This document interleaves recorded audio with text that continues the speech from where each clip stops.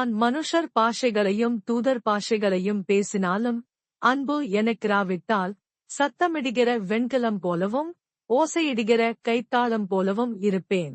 1 கொரிந்தியர் 13வது அதிகாரம் 1வது வசனம். Though I speak with the tongues of men and of angels, but have not love, I have become sounding brass or a clanging cymbal. 1 Corinthians chapter 13 verse 1.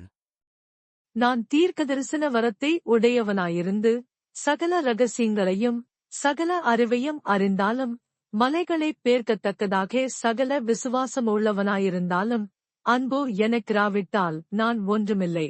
1 கொரிந்தியர் 13வது அதிகாரம் 2வது வசனம். And though I have the gift of prophecy, and understand all mysteries and all knowledge, and though I have all faith, so that I could remove mountains, but have not love, I am nothing. 1 Corinthians chapter 13 verse 2. எனக்கு உண்டான யாவற்றையும் நான் அன்னதானம் பண்ணினாலும் என் சரீரத்தைச் சுட்டெரிக்கப்படுவதற்கு கொடுத்தாலும் அன்பு எனக்கிராட்டால் எனக்கு பிரயோஜனம் ஒன்றுமில்லை. 1 கொரிந்தியர் 13வது அதிகாரம் 3வது வசனம்.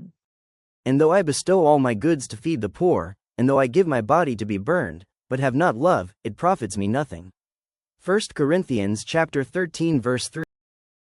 அன்பு நீடிய சாந்தமும் தயவுமுள்ளது. அன்புக்கு பொறாமையில்லை. அன்பு தன்னை புகழாது இருமாப்பாயிராது. 1 கொரிந்தியர் 13வது அதிகாரம் 4வது வசனம். Love suffers long and is kind. Love does not envy. Love does not parade itself, is not puffed up. 1 Corinthians chapter 13 verse 4. அயோக்கியமானதைச் செய்யாது, தற்பொழுவை நாடாது, சினமடையாது, தீங்கு நினையாது. 1 கொரிந்தியர் 13வது அதிகாரம் 5ஆம் வசனம். Does not behave rudely, does not seek its own, is not provoked, thinks no evil. 1 Corinthians chapter 13 verse 5. அநியாயத்தில் சந்தோஷப்படாமல் சத்தியத்தில் சந்தோஷப்படும். 1 கொரிந்தியர் 13வது அதிகாரம் 6ஆம் வசனம். Love does not delight in evil but rejoices with the truth. 1 Corinthians chapter 13 verse 6.